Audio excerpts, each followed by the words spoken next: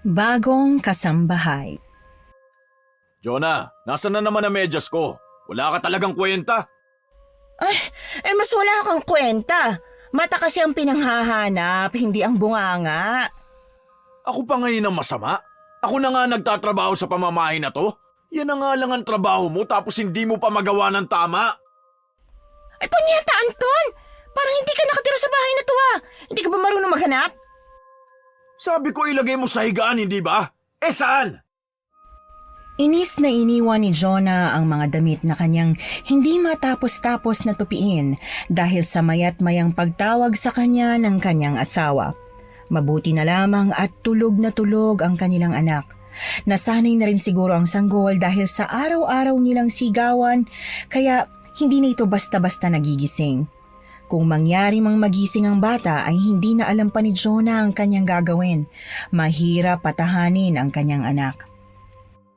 Malilate na ako, Jonah. Ano ba? Naiiling na inakyat ng babae ang pangalawang palapag ng bahay matapos nitong tingnan ang anak na tulog sa kwarto nito. Ano, hindi mo pa rin ba mahanap? Ano sa tingin mo? Bilisan mo na. Ang kupad-kupad mo eh. Kunot noong tiningnan ni Jonah ang asawa nitong suot ang gusot-gusot na uniforme. Pawisan din ito at hingal na hingal dahil sa paghahanap nito ng nawawala niyang medyas. Hawak ng lalaki ang isang piraso ng medyas. Nakakasiguro ang babae na halos baliktarin na ng lalaki ang buong kwarto dahil sa paghahanap ng nawawala nitong kapares. Nilibot ni Jonah ang mata sa kwarto nilang mag-asawa. Ilang oras pa lang ang nakalipas ay maayos niya yung iniwan. Napabuntong hininga na lamang ng malalim ang babae. Ano pang tinatanga-tanga mo dyan? Hanapin mo na ang medyas ko. Kapag talaga natanggal ako sa trabaho dahil sa kakuparan mo, makakatigim ka talaga sa akin. Kinalma ni Jonah ang kanyang sarili sa binuksan ng maliit na cabinet na naroon upang kumuha ng ibang pares ng medyas para sa kanyang asawa. Tahimik nitong inabot sa kanyang asawa ang kanyang nakuha na agad namang tinanggap ng lalaki. Hubarin mo na muna yung uniforme mo. Gusot-gusot na Plansyahin ko na lang ulit saglit. Wag na, ayos na to. Kung sinabi mo lang sana na maraming medyas dyan di sana hindi na ako nag-abala pang maghanap. Buwisit! Alam mo naman kung saan nakalagay ang mga medyas sa damit Huwag mong sabihin na hindi mo na maalala. Ay, ewan ko sa'yo. Alis na ako. May almusal dyan sa baba Ang tanghalian mo, dyan na rin sa bag mo. Sabing huwag ka na mag-abalang maghanda ng pagkain May pagkain sa pantry. Hamak naman na mas may lasa yun kaysa sa mga niluluto mo. Ubusin mong hinanda kong pagkain Baka kung ano na namang sabihin ng nanay mo na pinababayaan kita. Hindi na nakatanggap pa ng sagot si Jonah mula sa lalaki. Padabog nitong sinarado ang pintuan ng kanilang kwarto. Doon na lamang nakahinga ng maluwag ang babae. Nang marinig niyang nakaalis na ang lalaki, ay doon na siya nagpakawala ng malakas na sigaw. Ay! Walang iya ka, Anton! Napakawalang iya mo! Anong akala mo sa akin dito katulong? Putsa ka! Wala kang kwenta! Naiinis ako sa'yo! Ay! Sa oras na makabalik ako ng trabaho, iiwanan ko na kayo mag-ina. Pinagkakaisahan niyo pa ako? Ang yabang-yabang ninyo! Hingal na hingal ang babae sa kakasigaw habang nililigpit ang kalat na ginawa ng asawa. Nang matapos niyang ayusin ang lahat ay napahiga siya sa kama. Tinitigan niya ang kisame. Gusto na niyang makawala sa buhay na yon ngunit hindi niya alam kung paano. Ilang buwan pa lamang ang anak nila ni Anton. Kawawa ang bata kung sakaling iwan niya ito sa kanyang biyenan ngunit mas kawawa ito kung dalhin man niya sa kanyang pagtakas sa bahay na yon. Nabalik lamang sa realidad si Jonah nang marinig niya ang iyak ng kanyang anak. Dali-dali siyang bumaba upang lapitan ang anak ngunit huli na ito dahil naroon na ang kanyang biyena na buhat-buhat ang kanyang apo. May matalim itong tingin sa kanya. Napayuko na lamang siya sa kinuha ang ibang mga plastik na bitbit nito. Kung saan ka nagsususuot? Ang apo ko rito pinabayaan mo pa. Paano na lang kung may nakapasok tapos nandun ka pa sa taas ng kwarto nyo? Napakapabaya mo talaga. Ma, hindi naman po ako nagtagal dun sa taas. May kinuha lang po ako. Isa pa po, nilakong pintuan bago umakyat. Baka nakalimutan lang ho ni Anton na ilak ulit. Hulaan ko. Hindi mo agad hinanda ang susuotin ng asawa mo kaya nagmamadali siya kanina pa alis ano? Sus, yan na nga lang ang trabaho mo, hindi mo pa magawa ng tama. Sorry po, Ma. Hindi na po mauulit. Nakatungong binitbit ni Jonah palabas ng kwarto ng kanyang anak ang mga pinamili ng kanyang biyanan. Wala siyang pagkakakilanlan sa pamamahay na yon. Kahit siguro ituring siyang tao ay hindi pa pumasok sa isipan ng mag-ina. Palagi na lamang ganoon ang tagpo sa kada bisita ng matandang babae sa kanilang bahay.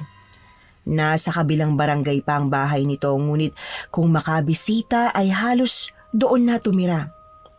2 beses lang sa isang linggo ito hindi bumibisita sa kanila. Ang araw na yon ay Lunes, kung kailan abala ito sa pagzuzumba sa kanilang barangay, at Linggo naman kung kailan sinabi nitong araw daw ng Diyos na dapat paglaanan ng oras. Napairap na lamang sa hangin si Jonah habang inihahanda nito ang mga sangkap para sa kanilang pananghalian. Ang daming kilala ni Jonah na relihiyosa ngunit sa salita lamang. Kung sino pa ang laging nasa loob ng simbahan, ayun pang madalas maringgan niya ng mga salitang hindi kaaya-aya. Tapos na bang hugasan ng mga yan? Napatulog ko ng apo ko dun sa kwarto niya. Bakit kasi inihiwalay niyo pa sa paningin niyo yung bata eh? Maliit pa yan. Hindi niya pa kaya ang sarili niya. Tapos yung kwarto niya nandito pa sa baba habang kayong mag-asawa nandun sa taas. Diyos ko, ewan ko ba dyan kay Anton kung bakit ayaw akong patirahin dito sa bahay ninyo? May baby monitor naman ho kami doon sa taas, Ma. Convenient naman ho sa amin pareho na sa baba na ang kwarto ni baby. Anong convenient? Kung iiyak yung apo ko, di pareho kayong gising. Hindi mo man lang masamahan ng anak mo rito sa baba. Anong pag-iisip meron ka? Ma, napag-usapan na ho namin mag-asawa yan. Kilala ko ho ang anak ko. Hindi naman ho siya basta-basta nagigising tuwing gabi. Hindi na ako nagkulang sa pagpapaalala sa inyo ha. Sinabihan ko na kayo. O siya, tumabi ka na riyan. Ako na magluluto rito. Tapusin mo na yung tambak mong labahin. Mukhang 2 linggo na yatang nandyan yan na. Hindi mo man lang matapos-tapos. Marami lang ho kasing ginagawa, Ma. Sige ho, salamat po sa pagluluto. Inismiran na lamang siya ng matandang babae kaya naman ay ipinagkibit balikat na lamang yon ni Jonah. Kailangan niyang matapos agad ang kanyang mga tutupiin dahil paniguradong marami na namang iuutos sa kanya ang biyenan. Hindi nga ito nagkamali dahil pagkatapos nilang mananghalian ay niyaya siya ng matandang babae sa likuran ng kanilang bakuran upang magwalis at magsiga ng mga natuyong dahon.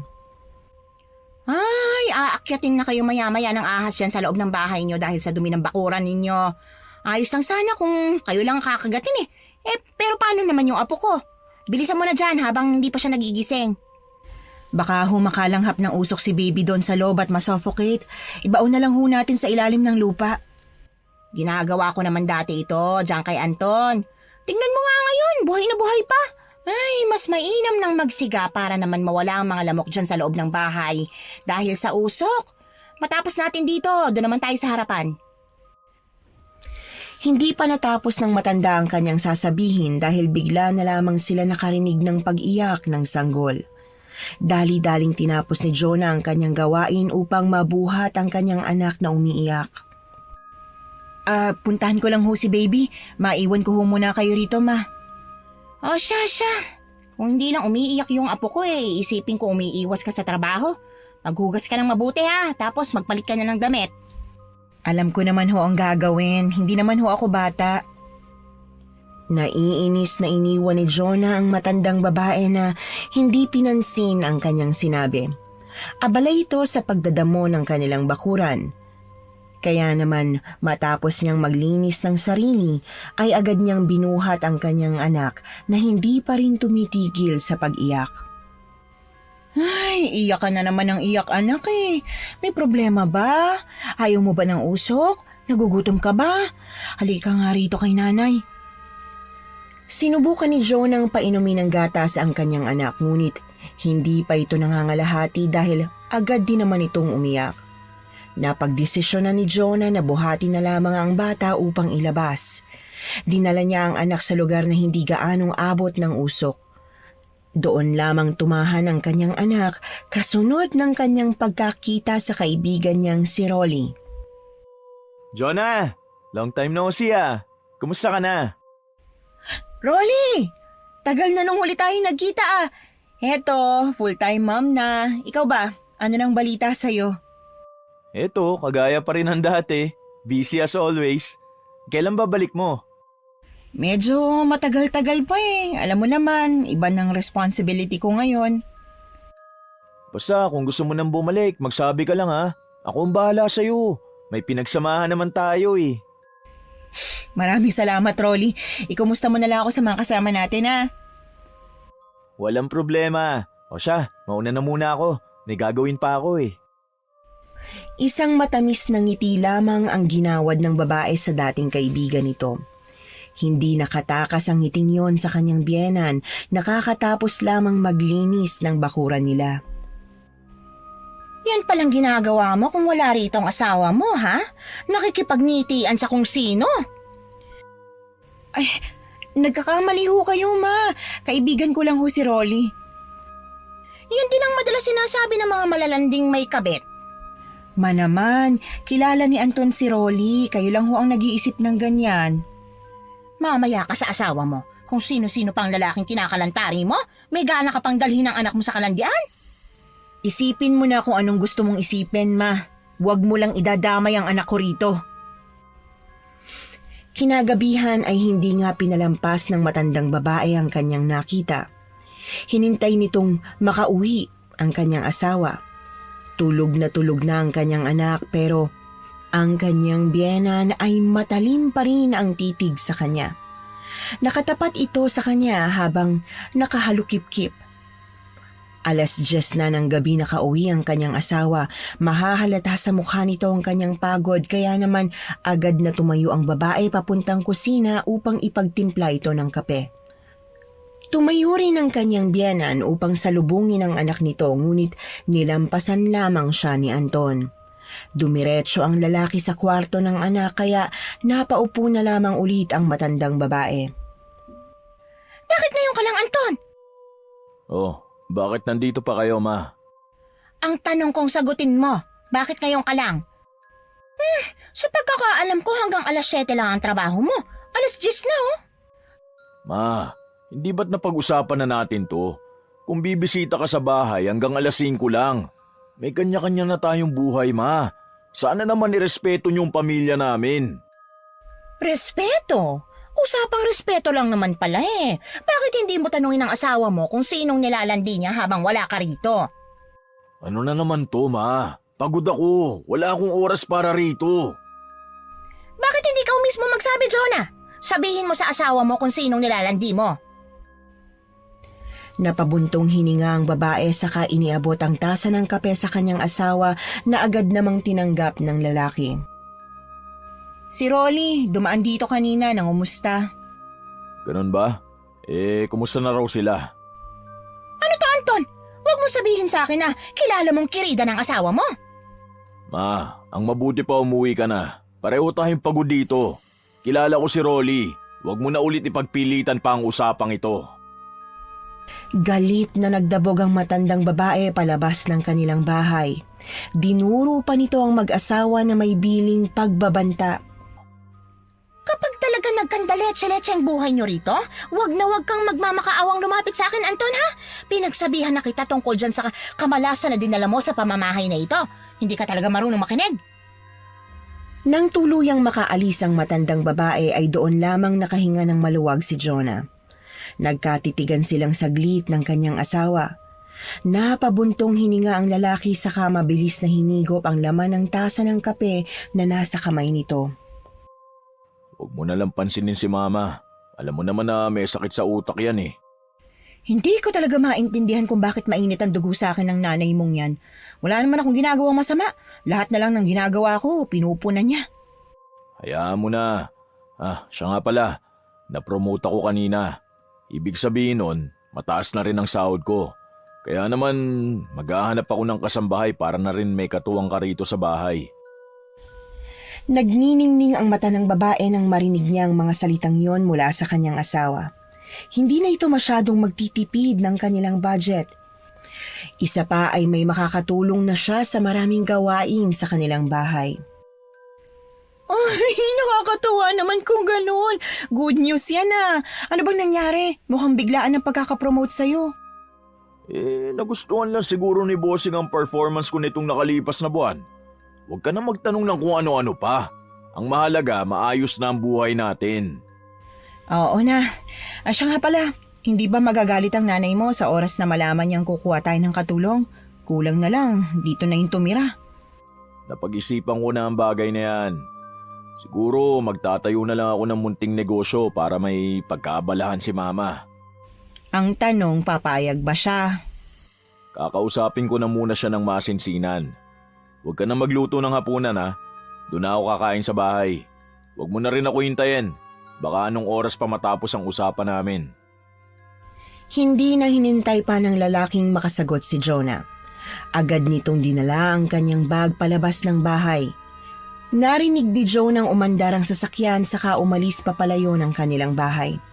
Napailing na lamang ang babae dahil hindi nito maintindihan ng kanyang asawa kung bakit kailangan pa nitong dalhin ang kanyang bag gayong makikipag-usap lang naman siya sa kanyang ina.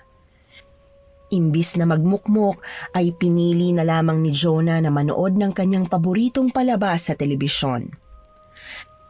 Napabuntong hininga siya dahil alam niya kung bakit nababagot siya ng mga ganong oras. Masyadong malaki ang bahay para sa kanilang pamilya. 2 palapag ang bahay na yon na kanilang hinuhulog-hulugan sa bangko. May sasakyan sila pero hindi pa yun bayad. Nagsisimula pa lamang sila ngunit para kay Jonah ay masyadong matagal ang kanilang pag-usad. Natigil lamang siya sa kanyang pag-iisip nang makarinig siya ng pag-iyak sa kwarto ng kanyang anak. Dali-dali siyang pumasok doon upang patahani ng sanggol. Tiningnan niya ang kanyang relo. 6:00 na yon ng gabi. Sa ganoong oras laging nagigising o umiiyak ang kanyang anak. Sa susunod na gising ng bata ay 12:00 pa ng madaling araw. Minsan ay 3:00 pa. Timing talaga palagi ang iyak mo, anak. Ano bang problema, ha? May masakit ba sa'yo? Dito lang si nanay, ha? Kinabukasan ay may dinalang magandang babae si Anton sa kanilang bahay. May dala itong isang malaking bag. May tipid itong ngiti sa kanyang labi nang ipakilala ito sa asawa ni Anton. Jo, si Selena nga pala. Siya ang makakatulong mo rito sa bahay. Magandang araw ho, ate. Kumusta ho kayo? Nako, wag mo na akong tawaging ate. Mukhang magkaedad lang tayo eh. Jonah na lang itawag mo sa akin. Nakakahiya naman po. Hindi po kasi ako sanay na ganun eh. Ang late-late ng problema, pinapalaki nyo pa pareho. Kayo na ang bahala kung ano itatawag nyo sa isa't isa. Siya nga pala, Selena. Ang kwarto mo sa sunod niyang pintuang yan. Kwarto yan ng anak namin. Sa taas naman kwarto namin. May sarili kang banyo sa loob ng kwarto. Ang trabaho mo rito, tulungan ng asawa ko sa mga gawaing bahay. Maliwanag? Opo, kuya. Maraming salamat ho. O siya, pumasok ka na muna dyan sa kwarto mo. Ayusin mo na ang mga gamit mo. Lumabas ka na lang kapag tapos ka na. Agad namang tumalima ang babae sa sinabi ng amo niya. Buhat ang malaking bag na dala ay pumasok siya sa kwartong nakalaan para sa kanya. Nang maisarado ng babae ang pintuan ng kwarto ay doon lamang nag-usisa si Jonah sa kanyang asawa. San mo naman siya nahanap? Mukhang bata pa yun ah. Ilang taon na ba yun? Makinis din ang kutis niya. May alam bang trabahong babaeng yan? Pamangkin siya ng CQ doon sa pinagtatrabahuan ko. Nakakaawa naman dahil walang tumatanggap sa kanyang trabaho. Kasi raw hindi nakapagtapos ng high school. Galing pa siya sa probinsya. Inalok ko na ng trabaho kasi saktong naghahanap naman tayo na makakasama sa bahay, di ba? Mabuti na nga lang at tinanggap niya agad kaya hindi na ako nahirapan maghanap. Dapat nag-background check ka muna. Malay mo, may masamang balak yan, napahamak pa tayo at ang anak natin. Mabait ang guard na yon, kaya alam ko ring walang gagawin sa ating masama ang pamangkin niya. Mukha pa nga lang nun halos hindi na makabasag pinggan. Hindi na nakasagot pa si Jonah sa kanyang asawa dahil agad din namang lumabas ng silid ang kanilang bagong kasambahay. Ninitian nito ang mag-asawa. Tapos mo na bang ayusin ang mga gamit mo? Opo kuya, nakakaya naman ho kasing tagalan ko pa, kayong unang araw ko pa lang sa inyo. Huwag kang mahihiya sa amin, Selena ha. Nagpapasalamat nga kami dahil tinanggap mong alok nitong asawa ko. Kailangan ko ho kasi ng pera eh. May sakit po ang nanay ko sa probinsya. Kinapalan ko na lang po ang mukha ko para makahingi ng tulong sa tiyuhin ko gayong medyo malayo-layo na ho kaming kamag-anak niya. Mabuti naman at sa amin ka napunta. Mahirap makahanap ng trabaho ngayon, pero mas mahirap makahanap ng mapagkakatiwalaan sa bahay. Matapos ang kanilang pag-uusap ay agad sinabihan ni Jonah ng mga magiging responsibilidad si Selena. Nakikita ng babae sa bagong kasambahay nito na seryoso ito sa kanyang trabaho bagamat meron pa ring pagkabahala ang babae dahil wala itong alam sa buhay ni Selena. Isang hapon ay naisipan ni Jonah na yayaing maglinis ng likod bahay si Selena. 4 lamang silang nasa loob ng bahay ngunit hindi maubos-ubos ang mga kalat sa loob. Wala na nga silang oras pa para magwalis sa kanilang bahay, lalong-lalo na sa kanilang bakuran. Ate, palagi ho ba kayo nagsisiga sa labas ng bahay ninyo? Hindi naman sa ganon. Kapag nandito lang ang biyenan ko, tsaka lang talaga nagagalaw yung mga natuyong dahon. Bakit mo pala naitanong? Sa tingin ko ate, may nagambala kayo sa pagsisiga nyo. Hindi niya ho gusto ang ginawa nyo sa puno niya. Nako, hindi naman ako naniniwala sa mga ganyan-ganyan na yan eh. Paano mo pala nasabi? Sa amin po kasi may malakas kaming paniniwala na kapag may nagalaw ka sa kahit na anong bahagi o parte ng bahay nila, tsak na hindi ka nila titigilan hanggat hindi ka nila nagagantihan. Kung gumaganti man sila, malamang hindi sa akin yon. Hindi naman kasi ako ganong nagtatagal dito sa likuran eh. Masyadong malamok. Ang nanay lang talaga ni Anton ang madalas na nandito. Wala ho ba kayo napapansing kakaiba sa loob ng bahay? O hindi kaya ho sa anak niyo? Baka ho umiiyak o gumigising siya sa oras na malakas sila. Kadalasan, 12:00 o 3:00 sila nang gugulo pero nagpaparamdam ho sila bandang 6:00 ng hapon. Kung wala naman ho kayong nararamdaman, swerte nyo naman po. Baka hindi ho kayo ang pinaglalaroan niya.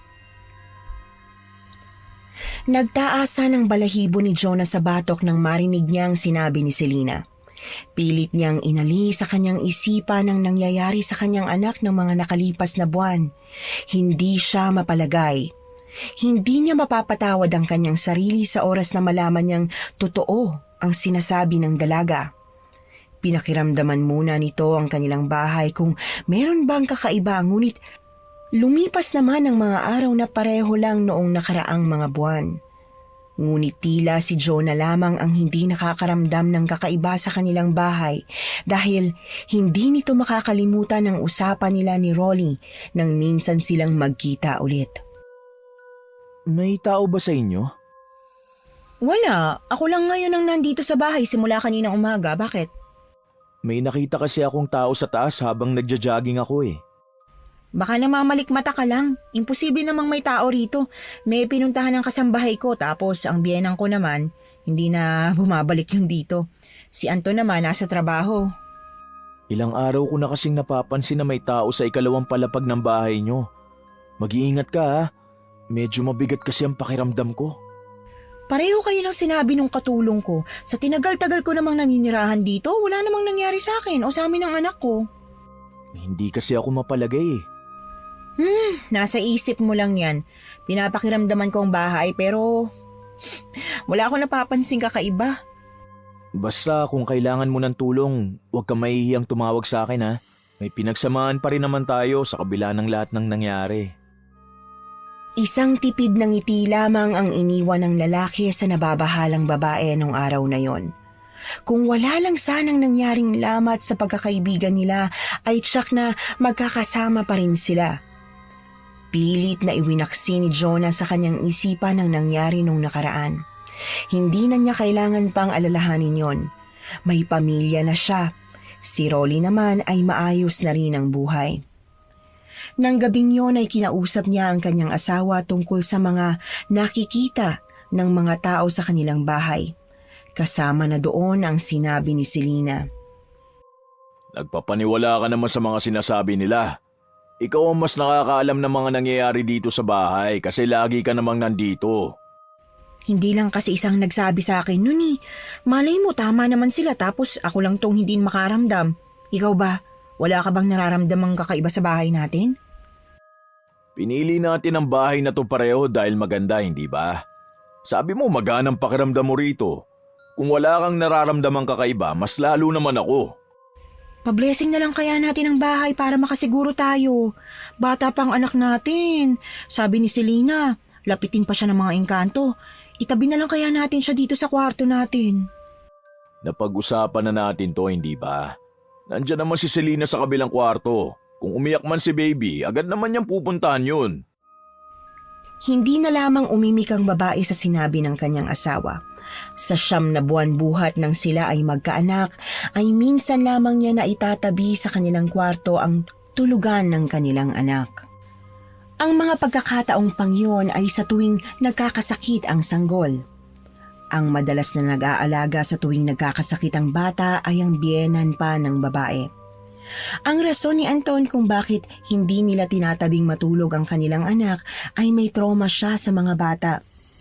Ayaw niyang katabi ang mga sanggol kahit matagalan sa iisang kwarto dahil sa hindi niya masabing rason. Basta't nararamdaman lang daw niya na natatakot siya sa kanilang anak. Mababaw na dahilan pero sa tingin ng babae ay may pinagmulan ang takot ng kanyang asawa.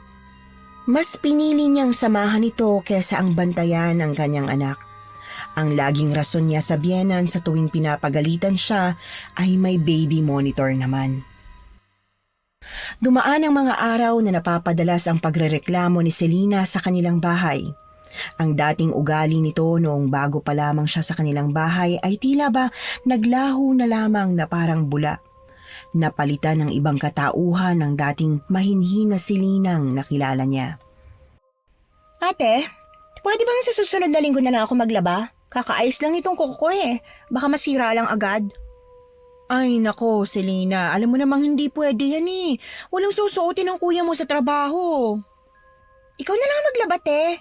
Ako na lang ang magbabantay sa bata. Akala ko ba na pag-usapan na natin ang magiging trabaho mo rito? Bakit parang nakakalimot ka naman yata? Ngayon lang naman ako nakiusap sa inyo ah. Ang damot-damot nyo naman ate. Kung may inuutos naman kayo sa akin, sinusunod ko agad. Tapos parang ito lang, hindi mo pa maibigay sa akin? Aba naman ining, syempre kasambahay kita. Natural susundin mo lahat ng inuutos ko sa'yo. Ikaw ang sinusweldohan namin dito. Ewan ko sa'yo ate. Kung hindi ka papayag na sa susunod na linggo na lang ako maglalaba, edi, ikaw na lang ang maglaba ng mga susuotin ni kuya. Padabog na nilayasan ni Selena ang amo nitong hindi makapaniwala sa kanyang inasta. Imbis na magpatalo sa dalaga, ay inirapan na lang ito ni Jonah. Padabog din niyang inayos ang mga plato sa lalagyan. Nang marinig niyang umiiyak ang kanyang anak ay umasa siyang pupuntahan ito ni Selena, ngunit tila nagmamatigas ang dalaga. Bilang ganti ay tinago ni Jonah ang pagkain noong hapunan. Nag-text sa kanya ang kanyang asawa na hindi muna ito makakauwi sa kanilang bahay kaya naman ay agad niyang dinala sa kwarto ng kanyang anak ang mga pagkain. Doon niya balak matulog upang maalagaan niyang mabuti ang bata. Patigasan pala ha. Ako pa talagang hinamon mo. Biyenan ko nga, hindi kinakayang kamalditahan ko, ikaw pa kaya? Hinayaan ng babae ang dalaga sa kwarto nito. Kinagabihan ay narinig niyang naghahanap ng pagkain sa mga kaldero ang kasambahay. Nang sa tingin ni Jonah ay walang nahanap ang babae, ay narinig na lamang nitong nagbukas at nagsarado ang pintuan ng kanilang bahay. Kinabukasan ay masigla siyang sinalubong ng kanilang kasambahay. Nakapaglaban na ito sa kamay inihanda na sa kanyang almusal. Ate, magandang umaga. May hinanda pala akong almusal dyan sa mesa. Kung gusto mo ng kanin, nagsaing na ako dyan sa rice cooker. Pasensya na pala sa nangyari kahapon ha. Hindi na mauulit ate. Mabuti naman at nahimasmasan ka. Hindi porket mabait kami sa'yo ng asawa ko, aabusuhin mo na. Tandaan mo, madali ka lang palitan. Naisip ko rin po yan ate kagabi. Pasensya na ho kayo sa inasal ko. Nilaban ko na ho lahat ng mga damit. Pasensya na ho ulit ate. O siya, kalimutan na natin ang nangyari. Ayoko namang magtanim ng galit sa'yo. Nagbigay ng tipid ng ngiti si Selena. Katatapos lang ng usapan nila nang madatnan sila ni Anton na tahimik na nakaupo sa sala. Oh, ano nangyari sa inyo? Mukhang seryoso ang pinag-usapan nyo ah. Anton, akala ko hindi ka nadadaan dito. May nakalimutan lang akong file sa taas. Magbibihis lang din ako saglit. Kailangan mo ba ng tulong? Baka mamaya guluhin mo na naman dyan ang mga nakaayos na damit ha. Ako na ang bahala. Saglit lang ako. Kuya, nag-almusal ka na ba? Magtitimpla lang ako ng kape mo. Makakapagkape naman yata ako. Sige, Selena. Tiningnan lang ni Jonah ang reaksyon ng kanyang asawa habang kausap ang kanilang kasambahay. Nawala ang tinik sa kanyang dibdib nang mapansin niyang hindi man lamang tinapunan ng tingin ng lalaki ang dalaga. Tumangulang ito sa kanya sa kasaglit na tiningnan ang kwarto ng kanilang anak. Umakyat din agad ito sa kanilang kwarto upang magbihis.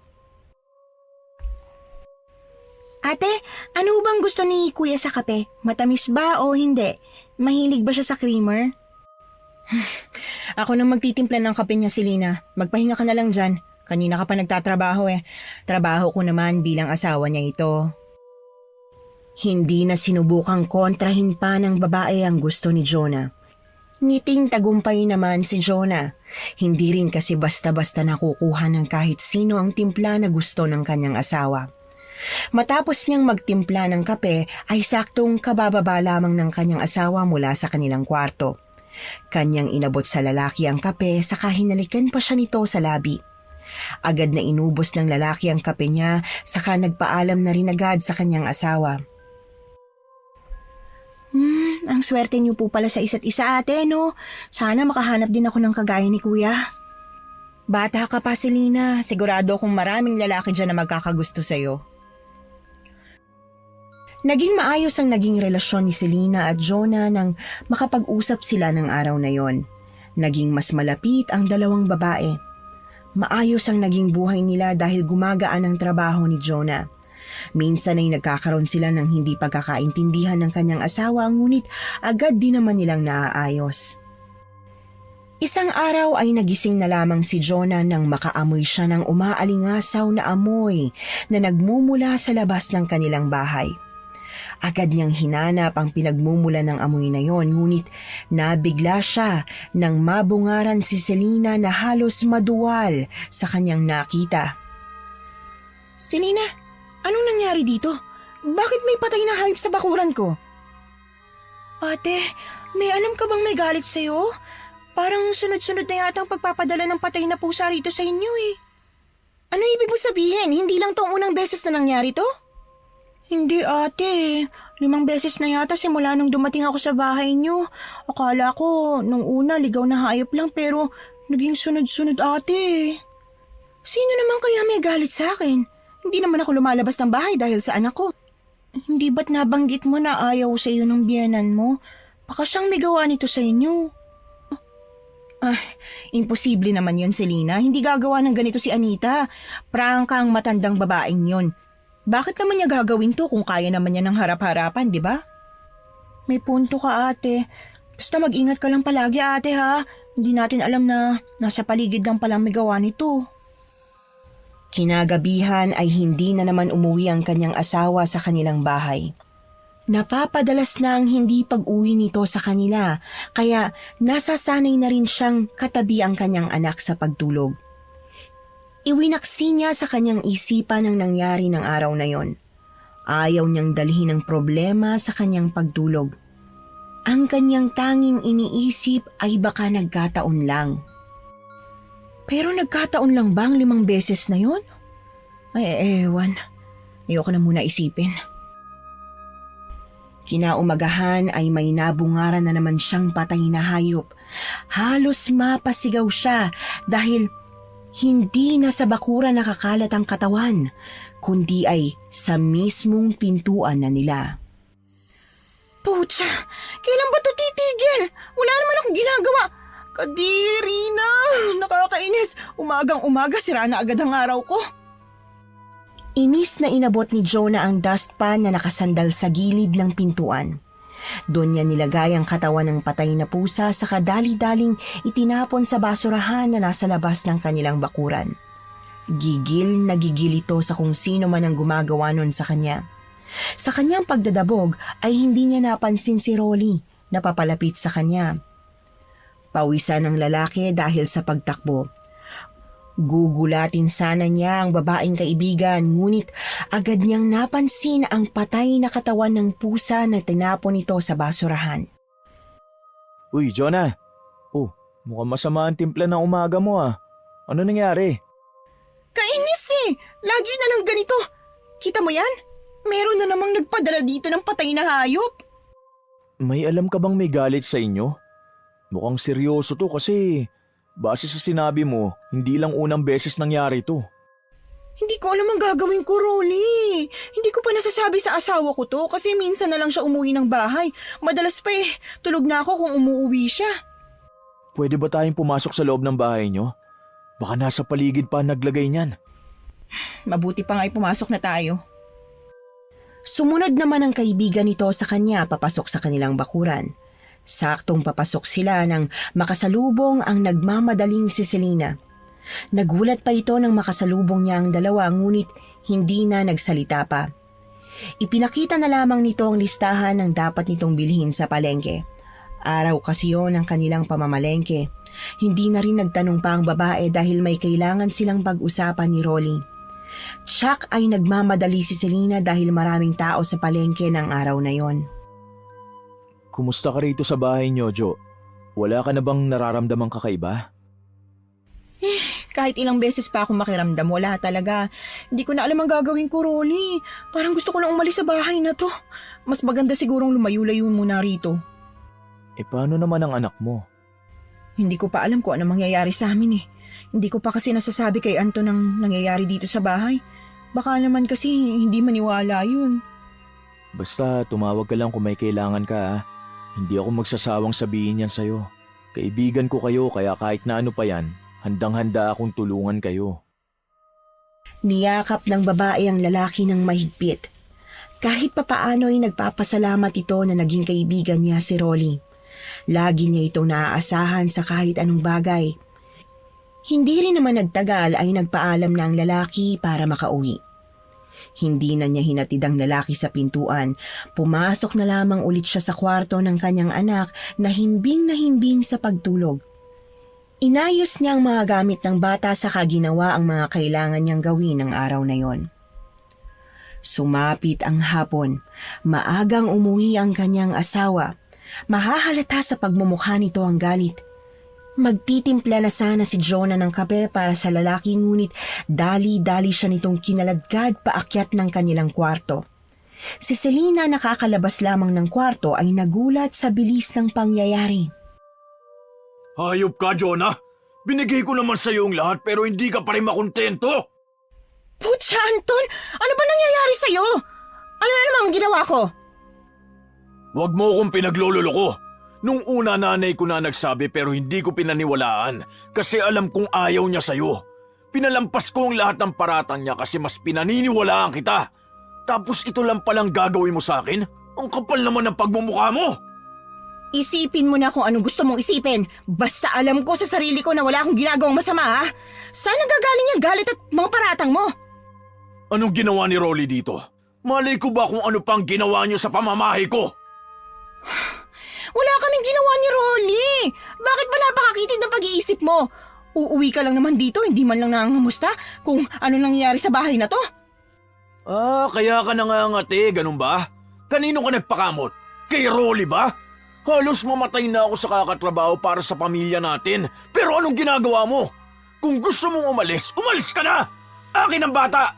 Kayang-kaya ko siyang buhayin! Putsa! Napakabastos ng bunganga mo, Anton! Yan ang gusto mo? O sige, aalis ako. Wag na wag mo akong hahanapin kahit kailan, ha?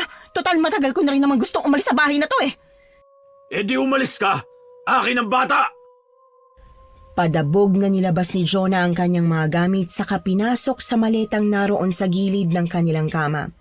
Ang tanging nangingibabaw kay Jonah sa mga oras na yon ay ang galit niya sa kanyang asawa. Mabilis siyang bumaba sa hagdan, dala-dala ang isang malaking maleta. Doon lamang niya nakita si Selena na may pag-aalala sa mukha habang buhat-buhat nito ang kanyang anak. Ate, saan ka pupunta? Masyado pa pong maliit si baby. Kailangan niya po ng kalinga ng magulang. Plastic ka ring babae ka? Kunwari, pakampi ka sa akin, pero patalikod mo rin pala akong tatagain. Ate, anong ibig mo sabihin? Wala akong ginagawang masama, ate. Simula nung dumating ka sa pamamahay namin, nagkandaleche-leche ng lahat. Gusto mong asawa ko? Iyon na! Ito lang ang masasabi ko sa'yo, ha? Kahit anong mangyari, ako pa rin ang nanay ng anak ko. Nilapitan niya ang anak saka hinalikan sa noo. Binulungan muna niya ito na babalik din siya agad saka tuloy-tuloy na dumiretso sa pintuan. Makalampas ka lang sa pintuan na yan, wala ka nang babalik ang pamilya! Umirap lamang sa hangin ang babae saka tuluyang lumabas ng pintuan na hindi man lamang nililingon ang mga taong iniwan niya. Agad niyang tinawagan si Rolly dahil wala naman itong ibang malalapitan. Hindi naman siya binigo ng lalaki dahil agad siya nitong pinatuloy sa kanyang bahay. Iyak ng iyak ang babae habang kinukwento kay Rolly ang nangyari. Hindi ka man lang nagpaliwanag sa asawa mo? Ang kitid ng utak niya eh. Hindi ko na kayang ugali niya. Isa pa, hindi naman siya nagtanong eh. Kung ano-ano na lang pinaratang niya sa akin, kulang na lang lahat ng kasalanan sa mundo, ako na rin ang managot. Pero may anak kayong dalawa. Ganun na lang ba ang lahat? Aalis ka na lang agad? May anak kayo oh, maliit pa siya. Baka pwede niyo naman pag-usapan ang lahat. Nandiyan naman si Selena eh. Mukhang hindi naman ako kailangan ng asawa ko. Anong kinalaman ng katulong niyo dito? Kayo mag-asawa. Labas si Selena sa problema niyong dalawa. Sigurado kung siyang nagsumbong kay Anton na pumunta ka ng bahay. Siya lang naman ang nakakita sa'yo na pumasok sa loob eh. Mukhang wala naman sa itsura niya ang manira ng pamilya. Yan din ang akala ko noon pero tingnan mo ngayon. Nandito na ako, diba? Natahimik si Rolly sa sinabi ni Jonah. Pinayuhan na lamang niya ang babae sa dapat gawin.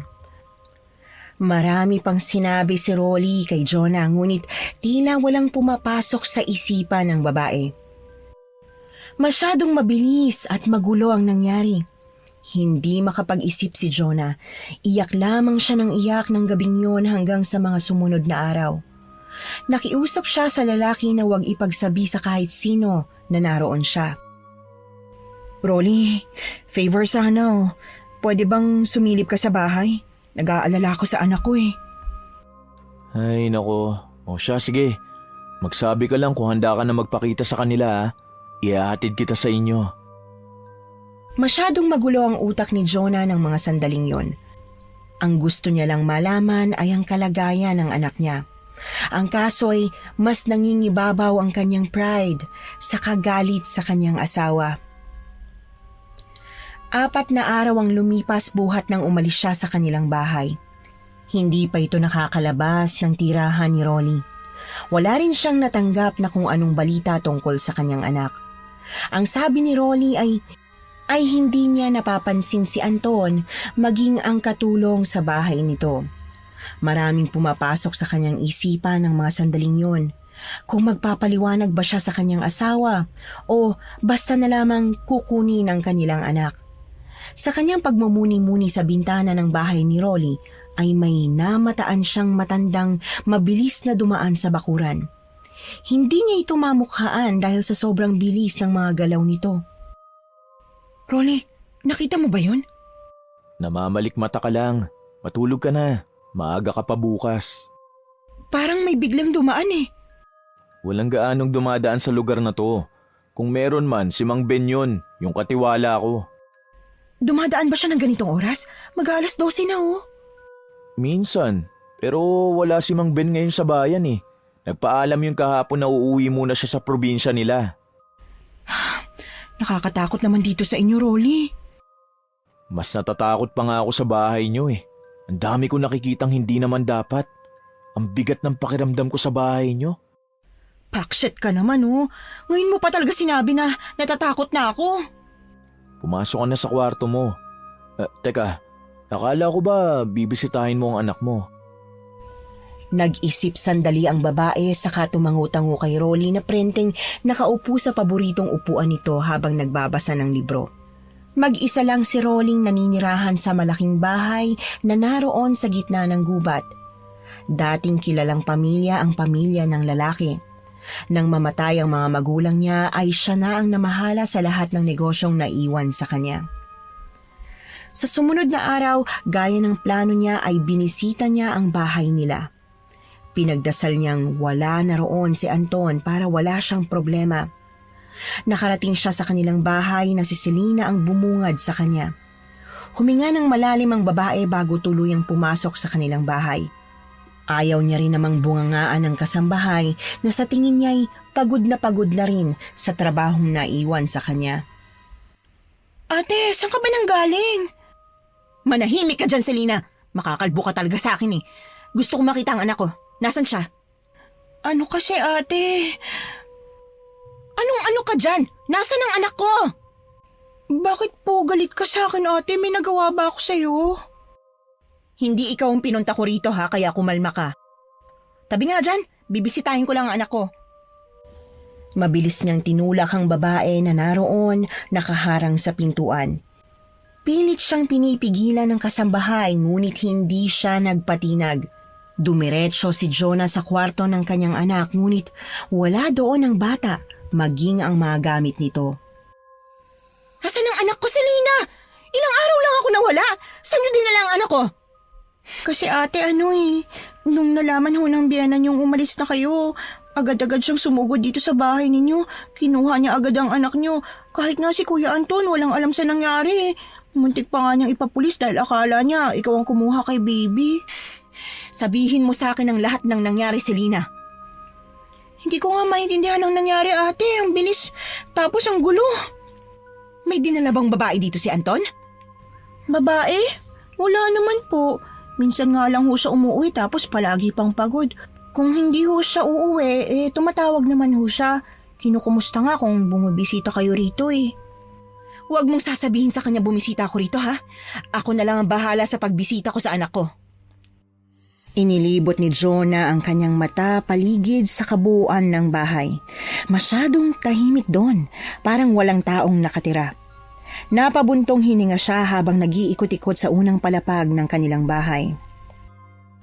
Ate, hindi ba maayos ang kalagayan mo sa inyo? Anong pinagsasasabi mo, Selena? Parang hindi mo na kasi inaalagaan ang sarili mo eh. Pareho kayo ni Kuya, haggard na haggard. Wala kang naman dating butlig-butlig sa mukha pero ngayon parang dumarami na yata. Huwag mo nga pansinin, naiinis na nga ako eh. Maayos bang tinitirhan mo, ate? Parang iba na yan ah. Ang kinis pa dati ng balat mo pero ngayon. Ang bunganga mo, Selena. Sinasabi ko talaga sa'yo. Ikaw ang nagsabi kay Anton na nandito si Rolly, ano? Anong sinabi mo sa kanya? Hindi ko nga ako nababanggit sa kanyang pumuntang kaibigan mo rito. Mamatay man, ate. Wala akong sinabi sa kanya. Mas kampi ako sa inyo, ate. Inirapan lamang ni Jonah ang babae. Hindi niya alam kung anong kanyang paniniwalaan. Muli niyang inilibot ang kanyang tingin sa kwarto ng kanyang anak. Noon lamang niya napansin ang maliit na bilog sa mesa katabi ng kuna ng kanyang anak. Umiikot ang maliit na bilog sa paligid ng kwarto. Tumigil yon sa kanya. CCTV? Kailan pa nagkaroon ng CCTV dito? Medyo matagal-tagal na ho, ate. Akala ko pa naman napansin nyo na yan. Nanlaki ang mata ni Jonah nang mapagtanto nito ang nangyayari. Agad siyang lumabas ng kanilang bahay upang pumunta sa bahay ng kanyang biyanan. Hindi rin naman nagtagal ay nakarating na ito. Kakatok na sana siya sa pinto nang marinig niya ang tinig ng matandang babae, maging ang kanyang asawa. Nag-uusap ang dalawa sa sala ng bahay. Anton, ano bang nangyayari sa pamilya ninyo? Diyos ko, ano na lang bang mangyayari sa apo ko? Huwag ka mag-alala, Ma. Ako ang bahala. Tatapusin ko lang ang trabaho ko. Kapag maayos na ang lahat, pamilya ko naman, Ma. Sus Mariosep kang bata ka! Pamilya ng usapan! Bakit yung trabaho mo pa rin ang pinagtutuunan mo ng pansin? Madali lang makahanap ng trabaho. May pamilya kang tao. Mas mahalaga ang pamilya. Ma, please. Hayaan nyo na muna ako. Ako lang ang inaasahan ng opisina. Oh, sino naman ang aasahan ng pamilya mo? Ako? Ayoko na sanang makialam dyan pero parang hinahayaan nyo lang masira eh. Nasaan si Jonah? Nasaan ka? Paano ang anak ninyo? Ayusin nyo ito, Anton! Hanapin mo't kausapin mong asawa mo, hindi ka na bata! Napairap sa hangin si Jonah sa tagpong kanyang nakita. Noon lamang niya na-appreciate ang pangingialam ng kanyang biyenan. Sa kalagitnaan ng kanyang pakikinig ay nangati na naman ang kanyang balat. Kinamot niya ang kanyang kabilang braso na halos magsugat na. Naiinis siya sa kati ng kanyang balat. Ilang araw na yung ganon. Hindi niya alam kung sa tubig ba o kung sa pagkain ang dahilan ng pamamantal sa kanyang balat. Hindi naman ito maselan sa tubig o kahit sa pagkain. Yun lamang ang unang beses na nagkaganoon siya. Ang mukha niya ay hindi na rin ganon kakinis. Tiningnan niya ang loob ng bahay mula sa bintana. Buhat ng kanyang biyena ng anak nitong may hawak na laruan. Sa kanyang harapan ay ang asawa nitong tahimik na nagkakape. Hindi na nito tinuloy ang kanyang plano na kunin ang anak. Kailangan niya munang ayusin ang kanyang balat dahil baka mahawa pa ang kanyang anak. Mukhang lumalala na yata yung mga pantal mo ah. Patingin kaya natin sa ospital. Ay nako, wag na Rolly. Ayos lang ako.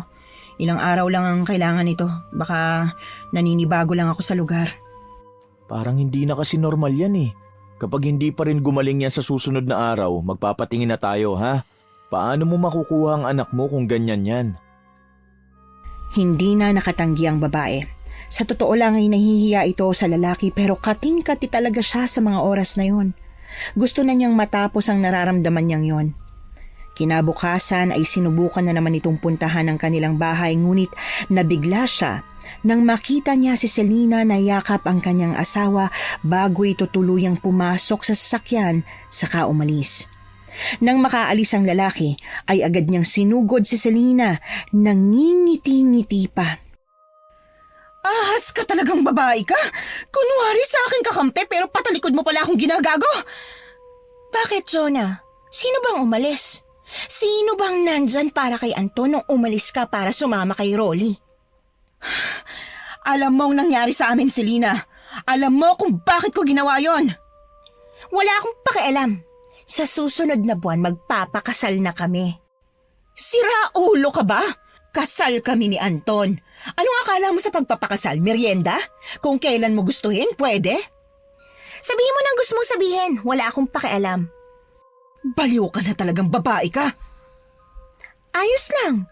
Basta hindi ako pangit na kagaya mo. Hindi mo ba nakikita ang sarili mo sa salamin? Sa tingin mo ba, magugustuhan ka pa rin ni Rolly? Wala ka na, Jonah. Kung sa produkto, expired ka na kaya,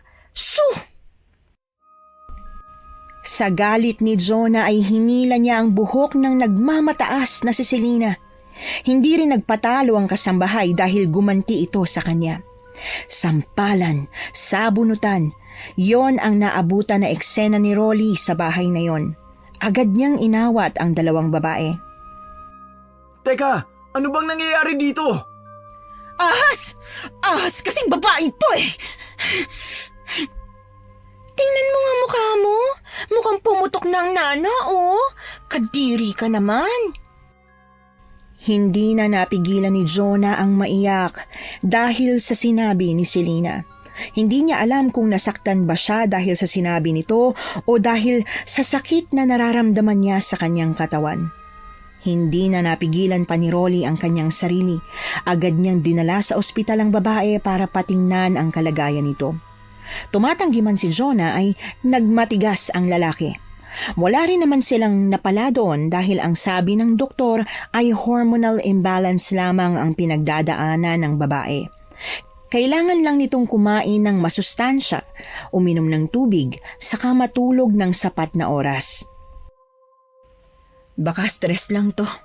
Ang sabi naman ng doktor, normal lang naman daw ang balat ko. Wala naman daw problema. Baka kung ano na yan, Jo. Magpa-albularyo na kaya tayo. Saka na yan.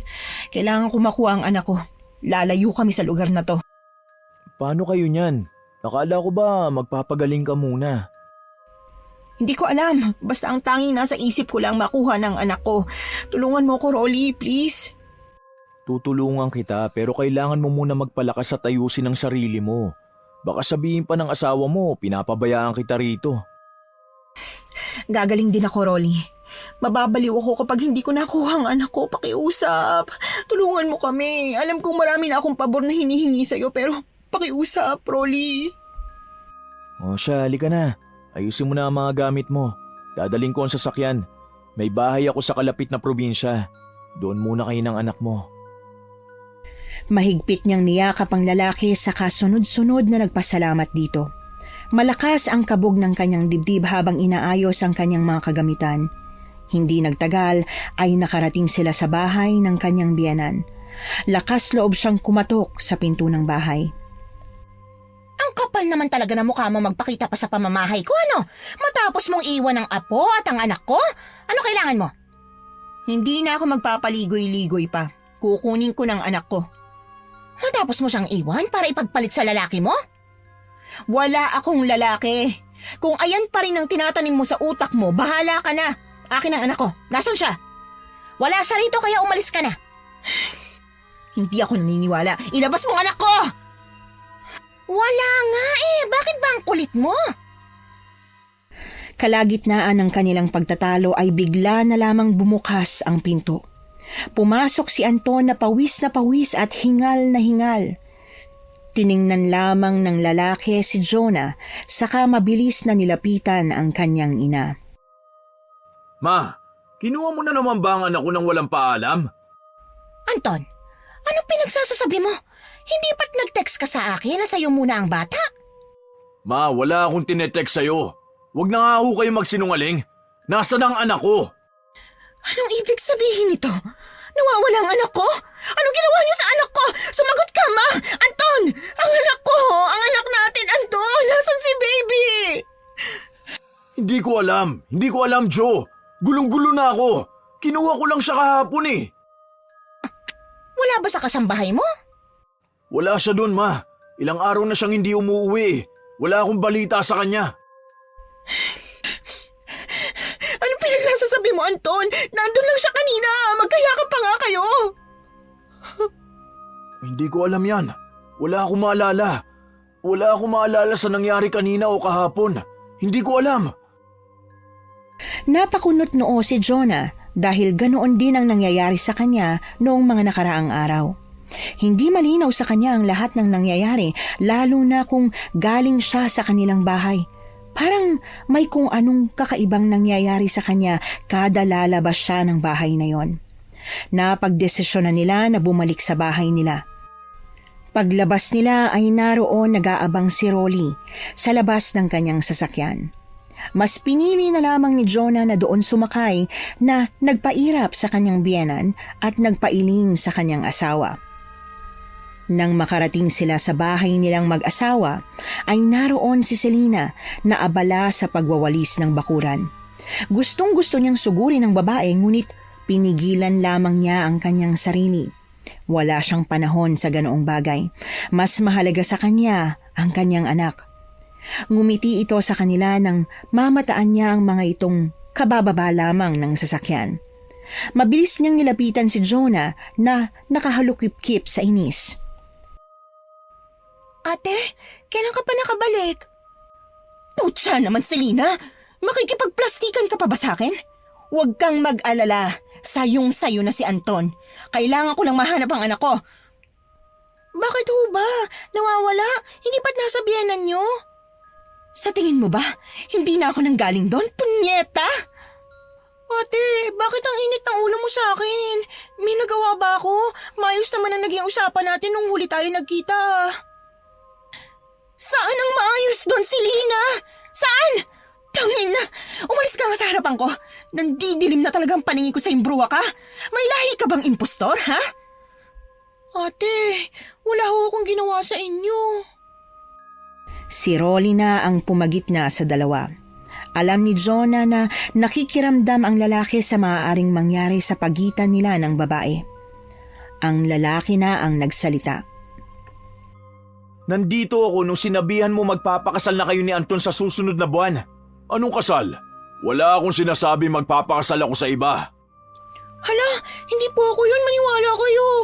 Diyos ko, Selena, manahimik ka na. Ate, totoong sinasabi ko, hindi ako yun. Wala ako sa bahay nung nagpunta kayo rito dahil nandun ako kay na Ma'am Anita. Ako yung nag-alaga sa anak niyo ng mga oras na yun, kahit tanungin niyo pa po siya. Eh sino yung babaeng nandito? Huwag mong sabihin na kakambal mo. Hindi ko po mapapaliwanag sa inyo ng maayos eh. Napatungo ang babae dahil sa tingin na ipinukol sa kanya ng mga taong naroon. Sa totoo lang po, hindi ho ako nag-iisang pumunta sa bahay na ito. Ano bang nangyayari dito, Selena? Sabihin mo nga sa akin ang lahat. Kahit ho na ganun, hindi po ako nag-iisa. Sumunod ho siya sa akin. Sinong siya? Si Teresita po, yung kakambal ko. Ang buong akala ko ho, hahayaan niya ako mamuhay na malayo sa kanya eh. Ano bang nangyayari dito, Selena? Sabihin mo nga sa akin ang lahat. Hindi na nakasagot pa si Selena sa tanong ni Anton dahil agad na nabuhal si Jonah sa sahig. Hindi makahinga ang babae. Ang pakiramdam niya sa mga oras na yon ay parang hinahawakan siya sa leeg. Hindi lang doon natatapos ang lahat dahil sobra-sobra ang pananakit ng kanyang tiyan. Hingal na hingal siyang napahawak sa kanyang asawa. Agad naman siyang dinaluhan ng lalaki upang tanungin kung ano ang nangyayari sa kanya. Hindi ko na kaya. Sobrang sakit na talaga ng tiyan ko. Ayoko na. Patigilan niyo ng sakit. Hindi ko na kaya. Hindi na ako makahinga. Tulungan niyo ako.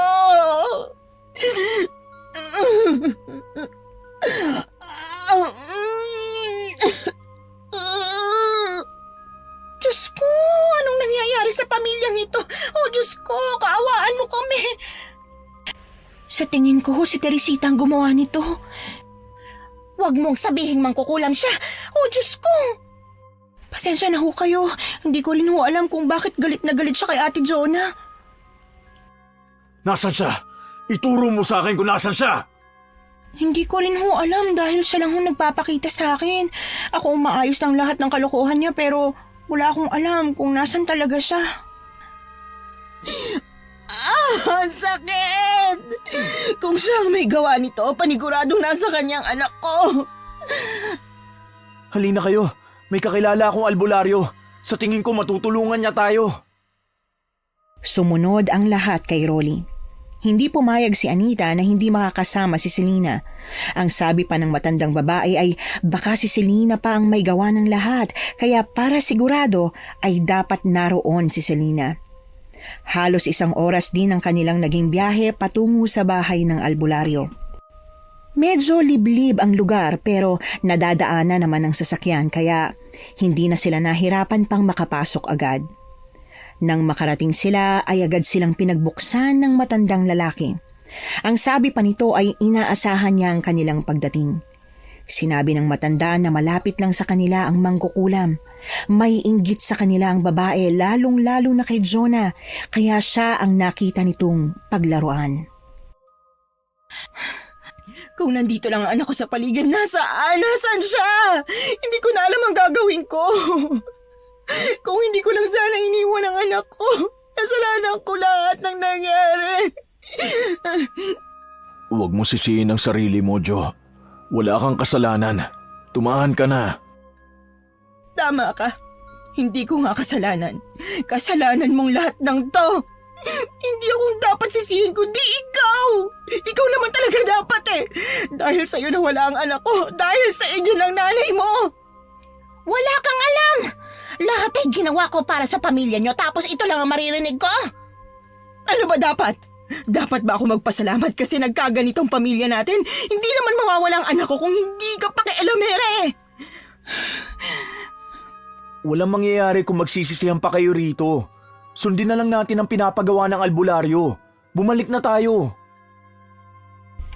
May binigay na anting-anting kay Jonah ang albularyo. Ang bilin nito ay hinding-hindi niya huhubarin ang kwintas kahit na ano pa ang mangyari. Masyadong malakas ang kulam. Kailangan niya ng proteksyon. Ang sabi pa ng matanda ay gagawin niya ang lahat ng makakaya niya para makontra ang kulam.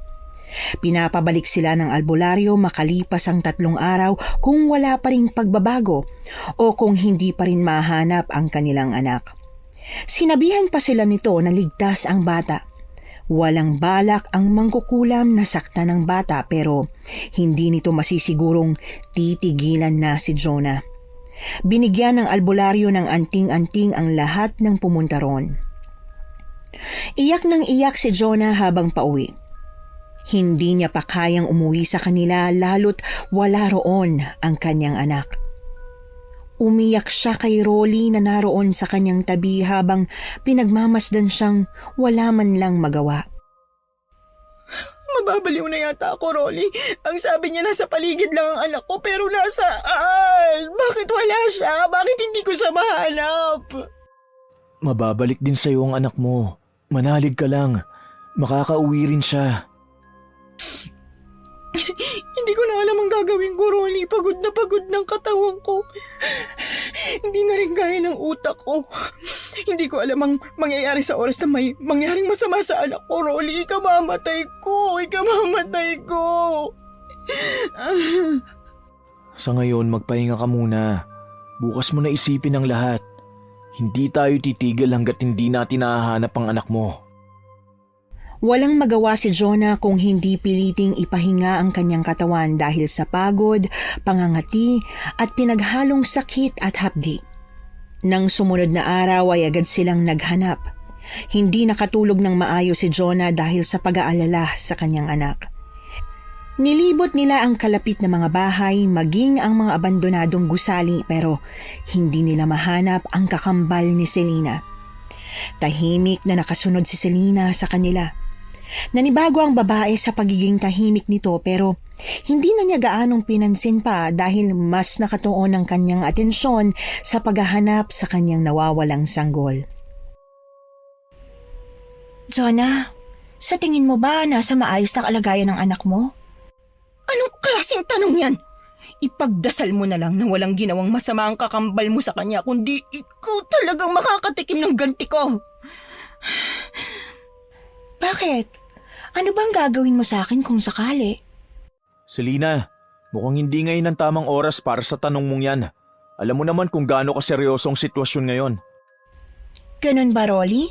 O siya, sige. Maghahanap na muna ako rito. Kayo na muna dyan. Napailing na lamang ang lalaki sa inasal ng babae. Naiinis si Jonah sa lahat ng bagay na makita niya, kabilang na doon ang mga ingay ng sasakyan. Boses ni Anton, ingay ni Anita, maging ang pagmumukha ni Selena. Si Selena. O bakit? Anong meron kay Selena? Hindi siya si Selena. Hindi siya si Selena, Rolly. Paano mo nasabing hindi si Selena yun? Lahat tayo may kwintas mula sa albularyo. Walang suot si Selena. Nangako siyang hindi niya huhubarin yun. Isa pa, tanging albularyo lang makakatanggal ng kwintas niya. Ang ibig sabihin, Oo, siya si Teresita. Sundan natin siya, Rolly. halika, dito ko siya nakitang dumaan. Bilisan mo. Dali-dali silang pumunta sa abandonadong bahay na hindi kalayuan sa kanila. Nabigo ang mga itong mahanap ang babae sa abandonadong bahay. Agad na tinawagan ni Rolly si Anton upang sabihin ang nangyari. Napag-usapan ng mga itong pupunta sila sa bahay ng albularyo habang si Jonah at Rolly naman ang hahabol kay Teresita. Lakad takbo ang ginawa ng dalawa.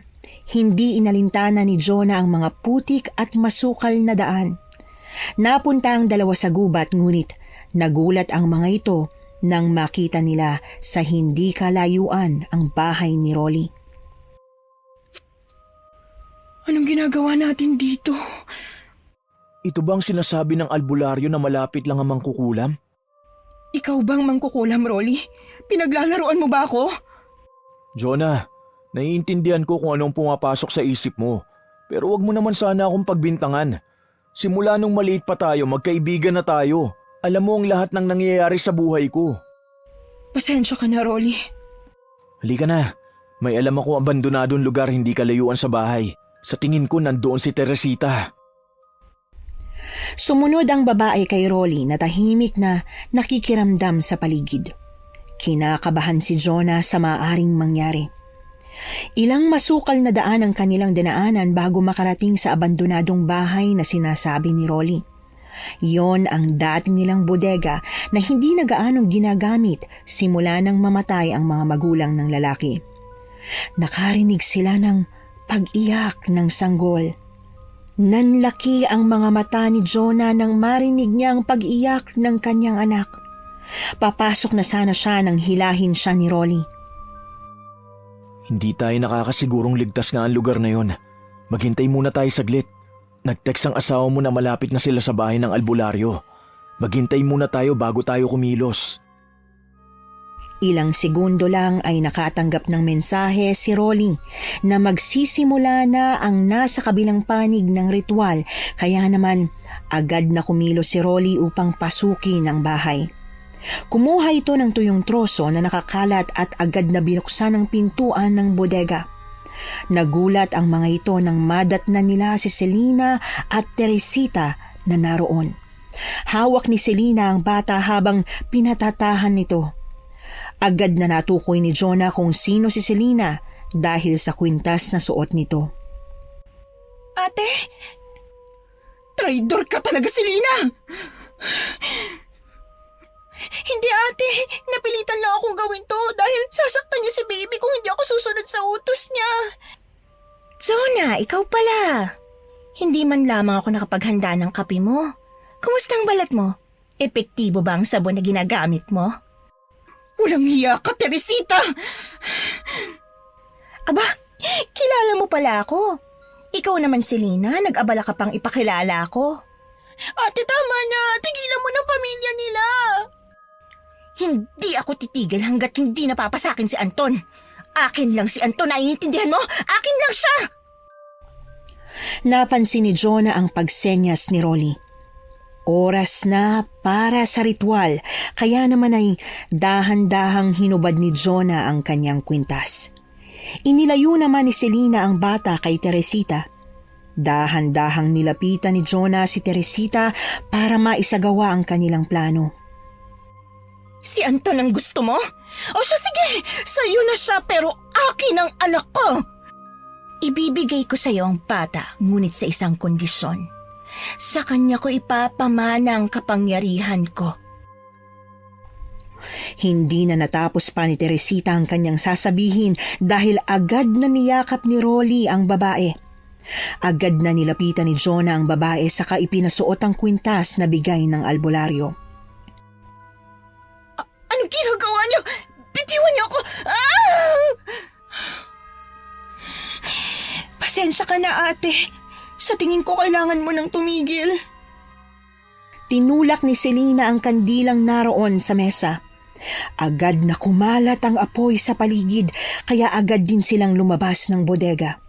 Naiwan si Teresita na nanghihina sa loob. Pinlano nila ang lahat kasama na ang pagpapanggap ni Selena na maging sunod-sunuran sa kanyang kakambal.